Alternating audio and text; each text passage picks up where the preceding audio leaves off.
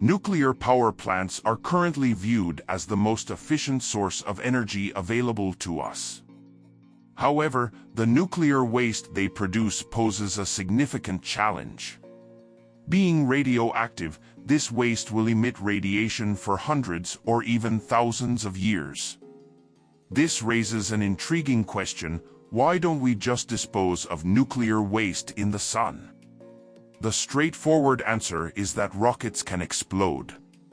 If a rocket carrying nuclear waste were to blow up, it would create what's known as a dirty bomb, scattering radioactive debris for miles. The affected areas would become uninhabitable for humans indefinitely. But this begs the question: does this risk justify avoiding the accumulation of nuclear waste on Earth?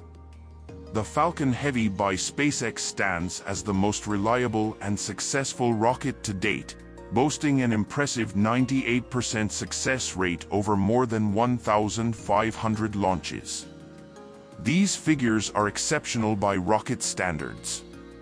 However, even a small percentage of risk, that 2% chance of failure, is enough to make us worry about the possibility of Chernobyl-style catastrophes in multiple locations, which is something we definitely want to avoid.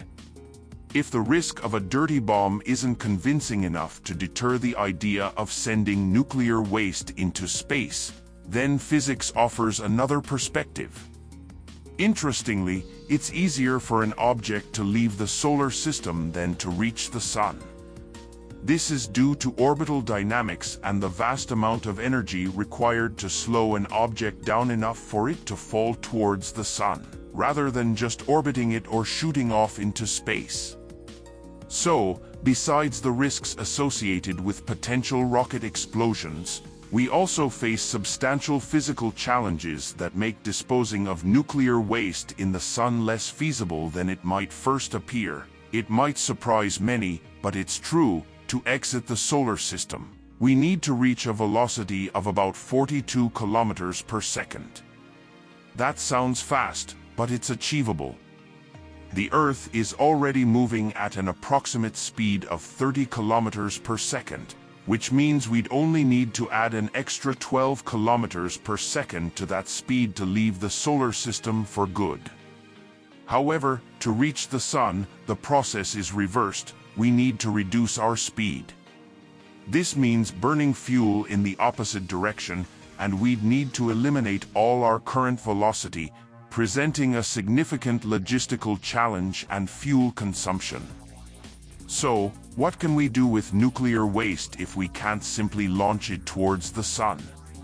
To be quite honest, there are basically two options. Store it in secure locations and forget about its existence until it's no longer radioactive, or recycle it. Before we go further, it's worth explaining exactly what radioactive waste is. The fuel in a nuclear power plant is uranium, usually in the form of solid ceramic pellets stacked inside metal tubes. So, it's time to dispel the myth that uranium in a nuclear power plant is a glowing green liquid. It's not. In fact, it's much more inconspicuous. This uranium typically contains a mix of about 95.5% uranium-238 and 4.5% uranium-235. The numbers 235 and 238 refer to the sum of protons and neutrons in the uranium atom. Every uranium atom, without exception, has 92 protons. But did you know the number of neutrons in an atom can vary? For instance, uranium-235 has 143 neutrons, while uranium-238 boasts 146. In nuclear power plants, the Real fuel is just that 4.5% of uranium-235. It's bombarded to induce nuclear fission, a process where the uranium splits into two different atoms, releasing a significant amount of energy. That's why nuclear power plants are among the most efficient forms of energy production we have today. But, after fission, which atoms are produced? The outcome is random, capable of creating any two materials from the periodic table with fewer protons and neutrons than uranium-235, although there are more likely combinations of atoms. The most common fission products include cesium, iodine, and strontium. Uranium-238, plentiful in nature, has almost no chance of undergoing fission after absorbing a neutron. However, after absorbing a neutron and transforming into uranium-239, it decays into plutonium-239, yes, plutonium, an element you've probably heard about. Fuel rods, packed with these uranium pellets, last about 6 years in a reactor until the amount of uranium-235 becomes so low that the process is no longer efficient. In the end, we have a mix where approximately 94% is uranium-238, 1% is plutonium-239, 1% is uranium-235, and the rest are various atoms resulting from fission. This mix is the nuclear waste produced by a power plant, and everything in this mix is radioactive. Typically, this waste is kept underwater in pools for 5 to 8 years until radiation levels decrease to safe levels without the need for water cooling. The water serves two purposes. It cools the waste and acts as an excellent natural shield against radiation. Since sending nuclear waste to the sun isn't feasible, what we can do is store it.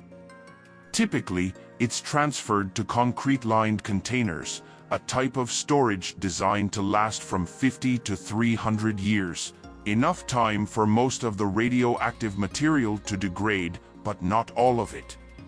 Some nuclear waste would need tens of thousands of years to become safe. Thus, we need storage solutions that last thousands of years without requiring maintenance. One option is to place this waste inside mountains and leave it there for the next millennia. While it may seem absurd, almost like sweeping the dirt under the rug, this solution is currently considered one of the most viable. But do we really know if this is safe? Traces have been found that, about 2 billion years ago, natural nuclear reactors existed in the mountains of what is today Gabon, in Africa. It was observed that the nuclear waste generated by these natural reactors moved only about 10 meters from its origin. In 2 billion years, even amidst significant planetary changes and natural processes, such as erosion, and even after the meteor impact that extinguished the dinosaurs, which occurred within this time frame. Currently, Finland is the world leader in progress toward the long-term disposal of commercial nuclear waste. The Onkalo Deep Geological Repository will be the first of its kind to operate. The idea behind this mountain isolation is to use a combination of natural barriers, such as rock, salt, and clay, and engineering barriers to keep the waste safe and prevent leaks and contamination. After placing the nuclear waste in the repository at about 500 meters deep, the container would be surrounded by a clay buffer, providing an extremely high level of radioactivity containment. Then, the nuclear waste is, in theory, forgotten, remaining sealed and isolated under the earth. Another option for managing nuclear waste is recycling, a practice that countries like France and Japan have implemented for decades. It's important to remember that nuclear waste consists of fission byproducts, the small amount of uranium-235 left after reactor use, and a large quantity of uranium-238 and plutonium-239. The recycling process involves separating these elements. The fission byproducts are stored in secure locations until they're no longer radioactive. As for the roughly 1% of uranium-235 that remains after 6 years in the reactor, along with uranium-238 and plutonium-239, they can be reprocessed and reused as fuel, offering a more sustainable way to manage these materials. This material can then be reprocessed and enriched to be used again in power plants. In France, about 17% of the uranium used comes from recycling, and plutonium-239, like uranium-235, can undergo nuclear fission after absorbing a neutron. This indicates that plutonium-239 is also an excellent fuel that can be used in nuclear power plants for electricity production. Of course, with a bit of humor, we could say it can also be used to make nuclear bombs, but that's just a joke. In reality, this is one of the concerns about plutonium and recycling, the potential for nuclear weapons production. This is why some countries, like the United States, have been resistant to the recycling process. The existence of pure plutonium represents a significant theft risk for weapons creation. Additionally, in 2023, we already have enough problems in the world without adding this concern. Another reason some countries don't adopt recycling is that uranium mining can be much more economical than recycling nuclear waste. However, there's a significant issue with this approach. The world's uranium reserves aren't infinite. It's estimated that the world's uranium reserves will last about another 90 years, and recycling could extend this period. So, why waste that remaining 1% of uranium-235 from power plants? Moreover, another compelling reason for recycling nuclear waste is that uranium and plutonium, found in the residue, are the elements that take the longest to decompose, requiring thousands of years. Reusing them means nuclear waste only needs to be stored for hundreds of years, not thousands. There's a significant concern and fear among the population regarding nuclear waste, partly due to accidents that occurred in the early days of nuclear power plant development, when haste led to errors in such a complex field. To put things in perspective, since the start of nuclear power use in 1954, about 70 years ago, a total of 500,000 tons of nuclear waste has been produced worldwide. This total also includes the clothing, gloves, and other objects used by employees in handling these materials. Compared to other forms of waste production, we can begin to understand the scale and impact of nuclear waste, highlighting the importance of considering sustainable and safe solutions for its management. Brazil alone generates 4 million tons of textile waste per year, so when we talk about the volume of nuclear waste, we're considering a relatively small amount, especially taking into account 70 years of nuclear use on a global scale. Not impressed yet? Here's another fact. Annually, coal-fired power plants in the United States produce about 2 billion tons of toxic waste.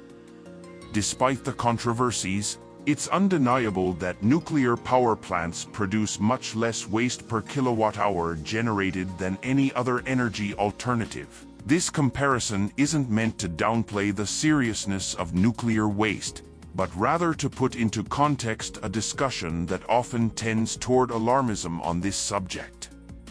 In reality, nuclear waste can be stored and forgotten or recycled, ceasing to be a problem.